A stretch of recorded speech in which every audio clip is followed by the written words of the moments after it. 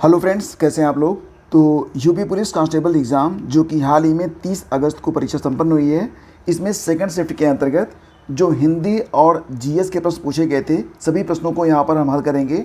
तो फ्रेंड्स, ये वीडियो बहुत ही इंपॉर्टेंट है, केवल पुलिस कांस्टेबल भर्ती परीक्षा के लिए नहीं, वो सारी परीक्षाएं जो कि आने वाले समय में आप देंगे, क्योंकि यहाँ पर जो प्रश्न पूछे जा रहे हैं, प्रश्न बहुत ही अच्छे लेवल के हैं, बहुत ही शानदार लेवल के हैं और पूरी संभावना है कि आगामी कोई भी प्रतियोगी परीक्षा हो, यूपीपीएससी, आरओ, यूपीपीसीएस, इसके अलावा एलटी ग्रेड, खंड शिक्षा अधिकारी, या फिर आप यूपी ट्रिपल एससी पीटी की परीक्षा दे रहे हैं, या फिर यूपी ट्रिपल एससी की जो अदर एग्ज़ाम्स हो रहे हैं, परीक्षाएं हो रही हैं, सभी के लिए ये वीडियो इंपॉर्टेंट है।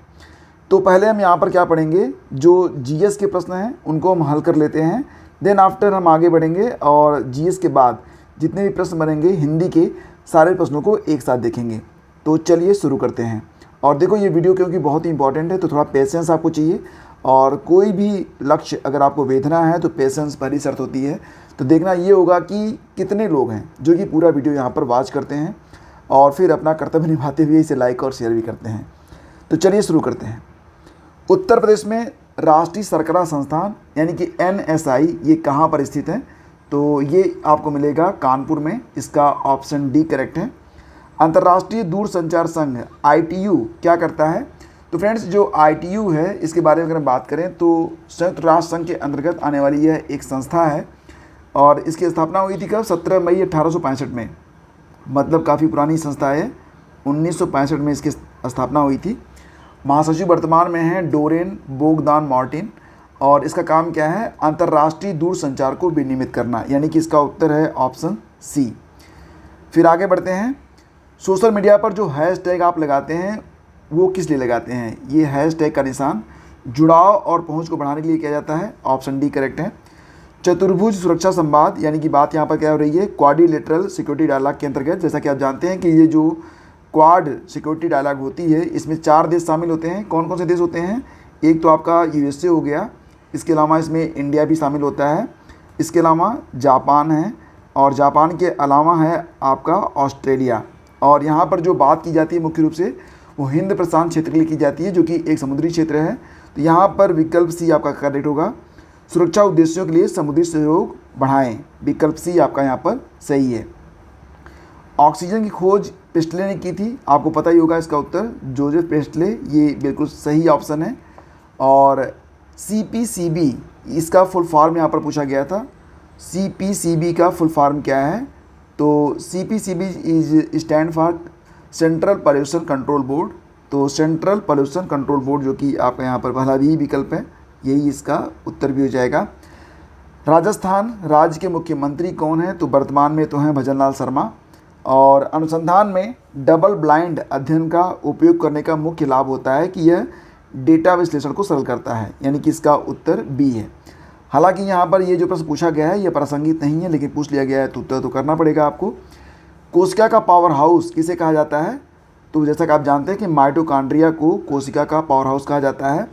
लार्ज सिनाप्टिक सर्वे टेलीस्कोप LSST का जो मुख्य कार्य क्या है, तो डार्क एनर्जी और डार्क मैटर का अध्ययन करने के लिए LSST का मतलब यहाँ पर उपयोग किया जाता है। तो ऑप्शन डी यहाँ पर आपका बिल्कुल करेक्ट है। नाइट्रोजन का रासायनिक सूत्र पूछा था, ये आपका N2 है। डिस्कवरी ऑफ इंडिया ये लिखी गई है जवाहरलाल नेहरू के द्वारा। इसके बाद पूछा था कि 2016 की नोटबंदी में पुराने नोट प्रस्तुत करने की अंतिम तिथि क्या थी, तो आपको पता ही है कि यह 30 दिसंबर थी। ठीक है, 30 दिसंबर 2016 तक जो अंतिम नोट मतलब जो पुराने नोट थे उनको बैंकों में जाके आपको बदल लेना था। तो इसका सही जवाब था ऑप्शन ए। क्षेत्रफल की दृष्टि से कौन सा देश सबसे बड़ा है, तो आपको पता ही है कि रूस सबसे बड़ा देश है क्षेत्रफल के हिसाब से। और रूस के बारे में अगर बात करें तो रूस की जो मतलब कुल क्षेत्रफल है वो कितना है, तो दोस्तों ये हो जाएगा आपका, मैं यहाँ पर डिजिट लिख देता हूँ, 17,098.242 किलोमीटर स्क्वायर। मानवाधिकारों की सार्वभौमिक घोषणा अपनी 75वीं वर्षगांठ मनाया था कब, तो 10 दिसंबर 2023 को। When was the 75th anniversary of universal declaration of human rights celebrated, तो ये सेलिब्रेट किया गया था 10 दिसंबर 2023 में। अगला क्वेश्चन आपका है कि कौन सा सोशल मीडिया प्लेटफॉर्म नहीं है। सोशल मीडिया प्लेटफॉर्म तो आपको पता ही है कि फेसबुक तो ही है, ट्विटर भी है, इंस्टाग्राम भी है, तो नौकरी नहीं है, यही आपका जो है आंसर था। लोक लुभावनवाद का उदय, क्या पूछ रहे हैं कि in what ways does the rise the populism affect global political stability. तो इससे क्या होता है, राजनीतिक ध्रुवीकरण बढ़ाकर और लोकतांत्रिक संस्थाओं को कमज़ोर करके, यही इसका उत्तर बनेगा ऑप्शन डी। अगला क्वेश्चन है, आतंकवाद विरोधी अभियानों का प्राथमिक उद्देश्य क्या होता है। तो दोस्तों यहाँ पर जो उद्देश्य है वो बातचीत और समझौता होता है, मुख्य उद्देश्य तो यही होता है, लेकिन अगर फिर भी बात नहीं बनती है तो फिर डी ऑप्शन भी अपनाया जाता है, मजबूरी होती है ना। आईजीएसटी में आई का फुल फॉर्म पूछा था, तो मतलब आईजीएसटी का फुल फॉर्म अगर आपको पता होगा तो इंटीग्रेटेड होता है ये, इंटीग्रेटेड। तो यहाँ पर जो विकल्प बी ये करेक्ट है, integrated goods and service taxes. Australia की राजधानी ये कैनबरा है। पता नहीं क्यों ये प्रश्न बार बार रिपीट होता है, मुझे पता नहीं है। यूपीटीटी में भी ये प्रश्न पूछा गया था एक बार। निम्नलिखित में कौन सा भारतीय रिजर्व बैंक आरबीआई का कार्य नहीं है। तो बाज़ारों को विनियमित करना, शेयर बाज़ार को, इसके लिए सेबी होता है, ये काम जो है आरबीआई का नहीं है, बाकी जो हैं वो आरबीआई के ही काम हैं। तो उत्तर बनेगा ऑप्शन ए। एशियाई बैंक एडीबी का फुल फॉर्म, एडीबी क्या करता है, इसका कार्य पूछा गया था। तो दोस्तों यहाँ पर जो एडीबी है वो क्या करता है कि यह विकास परियोजनाओं के लिए वित्तीय सहायता प्रदान करता है, यानी कि विकल्प सी सही होगा इसका। इसके बाद था क्वेश्चन नंबर 60 में कि पहली पंचवर्षीय योजना। तो आपको पता ही है कि भारत में जो पहली पंचवर्षीय योजना स्टार्ट हुई थी वो 1951 में स्टार्ट हुई थी, और कब तक थी, तो ये 1956 तक थी। इसका उत्तर है ऑप्शन बी। लुइस मॉन्टेनेग्रो जो हाल ही में अप्रैल 2024 तक खबरों में थे, किस देश के नए प्रधानमंत्री बने हैं, तो पुर्तगाल के, विकल्प सी सही है। कौन सा संगठन दक्षिण एशिया में क्षेत्रीय कनेक्टिविटी और आर्थिक एकीकरण को बढ़ाने पर ध्यान केंद्रित करता है। साउथ एशिया में क्षेत्रीय कनेक्टिविटी और आर्थिक एकीकरण को बढ़ाने के लिए यहाँ पर देखेंगे तो सार्क, ऑप्शन सी करेक्ट है। भारतीय संविधान का कौन सा अनुच्छेद भाषण और अभिव्यक्ति की स्वतंत्रता, ये होगा आपका अनुच्छेद 19। इसके बाद देखते हैं भारत के जो प्रथम गवर्नर जनरल थे। देखो दोस्तों, भारत के जो प्रथम गवर्नर जनरल थे वो लॉर्ड माउंटबेटन बनाए गए थे, लेकिन इसमें लॉर्ड माउंटबेटन का नाम है नहीं। और आपको बता दें कि बंगाल का जो पहला गवर्नर था वो कौन बनाया गया था। बंगाल का पहला गवर्नर क्लाइव था 1757 से लेकर 60 तक। और बंगाल का जो अंतिम गवर्नर जनरल और बंगाल का पहला गवर्नर जनरल, शब्दों पर ध्यान दीजिएगा, क्लाइव जो था वो बंगाल का पहला गवर्नर था, लेकिन वही यानी कि बंगाल का अंतिम गवर्नर तथा बंगाल का पहला गवर्नर जनरल ये वारेन हेस्टिंग्स बना था। हालांकि इसे भारत पर मतलब अपने पूरा अधिकार जो था इसे पूरे भारत पर था, लेकिन बंगाल का पहला गवर्नर जनरल कहा गया था। बंगाल का अंतिम गवर्नर जनरल तथा भारत का पहला वाइसराय बना था लॉर्ड कैनिंग 1856 से लेकर 1862 तक। इसके बाद बात करें तो यहाँ पर जो आपका उत्तर बनेगा वो लॉर्ड विलियम बेंटिक बनेगा, ऑप्शन सी यहाँ पर सही रहेगा। देखो क्या था ना कि भारत के पहले गवर्नर जनरल के रूप में नामित होने वाले थे लॉर्ड विलियम बेंटिक। तो विकल्पों में बस यही है, तो यही हमारा उत्तर बनेगा। भारत के संविधान के अनुसार साइबर अपराध राज्य के विषयों के अंतर्गत आते हैं, तो इस 7वीं अनुसूची में आते हैं। इसका उत्तर बनेगा ऑप्शन बी। साइबर अपराध राज्य सूची के अंतर्गत आता है 7वीं अनुसूची में। डंपिंग का मतलब होता है विदेशों में कम कीमत पर सामान खरीदना और ला के डंप करना, फिर स्थानीय स्तर पर ऊंची कीमत पर बेचना। ऑप्शन डी इसका सही होगा। सिंधु जल संधि पर हस्ताक्षर हुए थे 1960 में, और इस पर हस्ताक्षर किए गए थे भारत की ओर से। प्रधानमंत्री थे पंडित जवाहरलाल नेहरू जी, और कराची में हस्ताक्षर हुआ था, पाकिस्तान के फील्ड मार्शल थे तब मोहम्मद अयूब खान। 19 सितंबर, ये डेट भी याद रख लो, हो सकता है कि अगली सीट में आ जाए। 19 सितंबर 1960 को ये जो संधि थी इस पर सिग्नेचर किया गया था। फिर अगला क्वेश्चन है, राष्ट्रीय समुद्री दिवस कब मनाया गया। तो प्रतिवर्ष 5 अप्रैल को मनाया जाता है राष्ट्रीय समुद्री दिवस। पहली बार इसे 1964 में मनाया गया था। एक बात और ध्यान रखना कि इसकी थीम कई बार पूछा जाता है, navigating the future safety first, यानी कि नेविगेटिंग द फ्यूचर। अब देखो, एक होता है विश्व समुद्री दिवस, ठीक है, ये तो मैंने बताया आपको राष्ट्रीय समुद्री दिवस के बारे में। एक आपका होता है विश्व समुद्री दिवस, तो ये कब मनाते हैं, सितंबर के आखिरी गुरुवार को मनाते हैं। ध्यान रखना इसको, सितंबर के आखिरी गुरुवार को होता है विश्व समुद्री दिवस।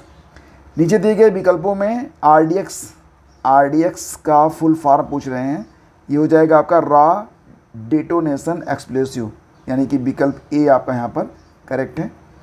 इसके बाद है कि क्या है, भारत में रामसर कन्वेंशन के तहत पहला रामसर साइट ये 1981 में घोषित हुआ था, चिल्का लेक। चिल्का लेक यहाँ पर विकल्प ए में है, यही इसका उत्तर होगा। अगला क्वेश्चन था कि मृच्छकटिका, एग्जैक्टली इसको मृच्छकटिकम के नाम से जानते हैं, यह कवि शूद्रक की रचना है। और कम विकसित देशों को गरीबी जो मुख्यतः होती है वो, देखो यहाँ पर ना, अगर कोई विकसित देश है, कोई विकासशील देश है, ठीक है, लेकिन जो कम विकसित देश हैं उसमें बुद्धि का अभाव तो बिल्कुल नहीं होता है, आय असमानता ये कारण है, सांस्कृतिक गतिविधियों का अभाव ये तो बिल्कुल भी नहीं होता है, लेकिन स्वैच्छिक आलस यहाँ पर होता है। तो ऑप्शन बी ही इसका उत्तर मैं मान रहा हूँ। किस खनिज को बरीड सनशाइन कहते हैं? दबी हुई धूप, कोयले को कहा जाता है, विकल्प ए करेक्ट है। डीमोनेटाइजेशन से, यानी कि जो 2016 में विमुद्रीकरण किया गया था, उस पर खूब प्रश्न पूछे जा रहे हैं। देखो एक क्वेश्चन और भी है कि 2016 में भारत में लागू विमुद्रीकरण नीति का प्राथमिक उद्देश्य था काले धन पर अंकुश, विकल्प बी। केंद्रीय उत्पाद शुल्क की दरें 12.36% से बढ़ाकर 12.50% कर दी गई हैं, इसमें विकल्प है ऑप्शन सी। तो ये तो हो गए आपके जीएस के प्रश्न, और इसके बाद जो हिंदी के प्रश्न पूछे गए थे, आइए उनको देखते हैं। चलिए, ये हिंदी के प्रश्न हैं। इसमें जो पहला क्वेश्चन है इसको देखिए। अभागा सुख से वंचित रह जाता है, यानी कि अंधा बगुला कीचड़ खाए, ये इसका उत्तर बनेगा, विकल्प सी। गमन शब्द को विपरीतार्थक बनाने के लिए आगमन, गमन मतलब जाना, आगमन माने आना, कौन सा शब्द संबंधवाचक सर्वनाम है? तो इसमें बनेगा जो। कारक के 8 भेद होते हैं, कारक के 8 भेद होते हैं, कर्ता, कर्म, करण, संप्रदान, अपादान, संबंध, अधिकरण और संबोधन। किसके रचनाकार तुलसीदास नहीं है? कवितावली, रामचरितमानस, विनय पत्रिका, तीनों ही तुलसीदास जी की रचना है। लेकिन खुमान रासो को लिखा है दलपति विजय ने। किसने लिखा है? दलपति विजय ने लिखा है खुमान रासो। तो इसका उत्तर है ऑप्शन ए। स्वर ए का जो उच्चारण स्थान है वो कंठ तालव्य होता है। ये स्वर्ग, पृथ्वी और हरिण शब्द किसके अनाकार्थी हैं? मतलब इसमें कौन सा शब्द है जो कि स्वर्ग, पृथ्वी और हरिण का अनाकार्थी है? तो ये गो हो जाएगा आपका, ऑप्शन सी। आलोक पर्व को लिखा गया है भीष्म सायनी, भवानी प्रसाद मिश्र, शिवमंगल सिंह सुमन, हजारी प्रसाद द्विवेदी के द्वारा।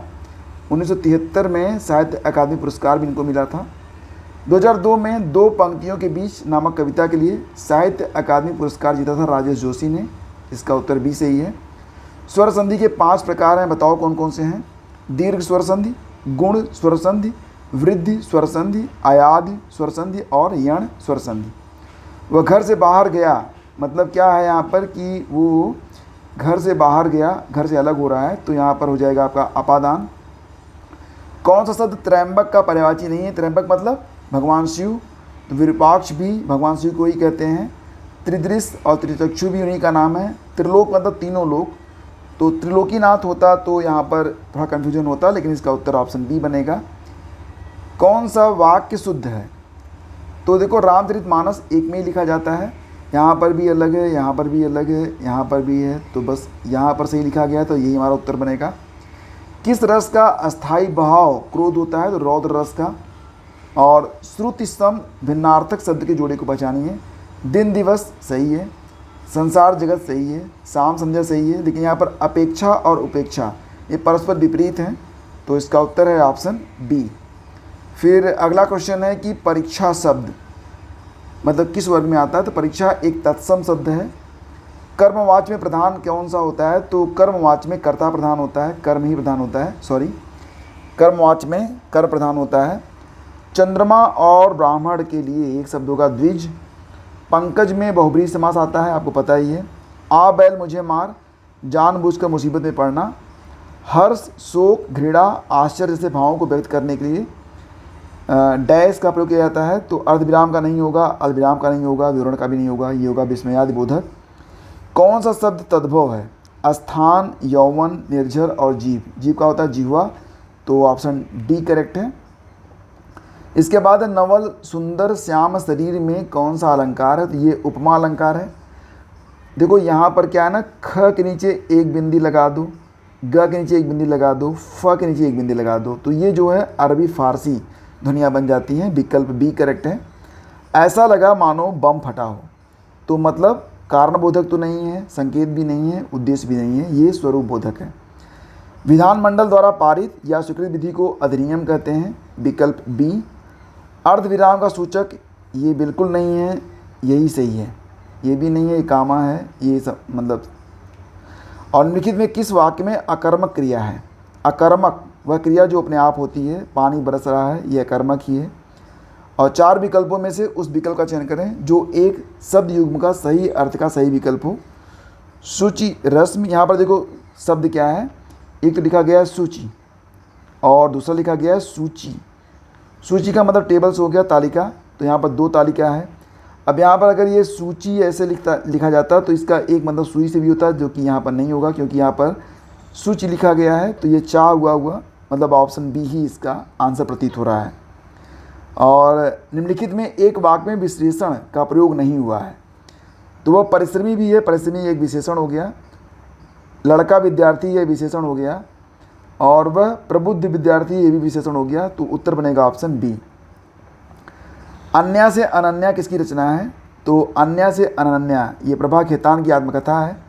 अर्घ्य का समभिन्नार्थक होता है पूजनीय। और बाकी जो प्रश्न हैं यहाँ पर इस गद्यांश पर आपको पढ़ना था और इस गद्यांश पर ही आपके प्रश्न लिखे गए थे, तो इसको आप पढ़ लीजिएगा वीडियो को पॉज करके। इसके बाद जो आंसर है मैं आपको यहाँ पर बता देता हूँ। सभ्यता का अभिप्राय पूछा गया था। सभ्यता का अभिप्राय, तो यहाँ पर मानव के भौतिक विकास का विधायक गुण होता है ये भौतिक विकास, ठीक है। संस्कृति का अभिप्राय पूछा गया था, इसका उत्तर होगा आत्मिक उन्नति। विकल्प ए सही है।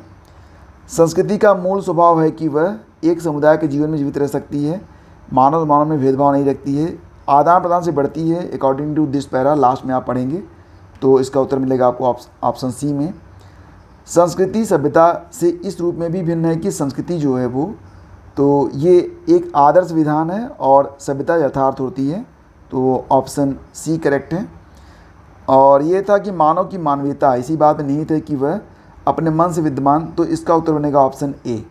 अपने मन से विद्यमान विकारों पर नियंत्रण पाने की चेष्टा करें। विकल्प ए सही है।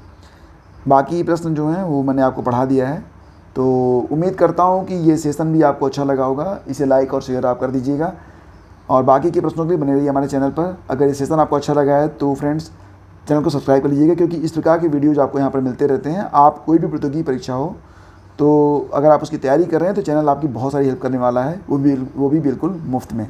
साथ ही साथ आप लोग हमसे कनेक्ट हो सकते हैं सोशल मीडिया पर। आप अगर टेलीग्राम यूज़ करते हैं, व्हाट्सएप यूज़ करते हैं, या फिर आप ट्विटर फेसबुक पर हैं, तो कहीं पर भी आप हमसे कनेक्ट हो सकते हैं। सभी का लिंक वीडियो के डिस्क्रिप्शन में है। Thank you so much. Please do like and share.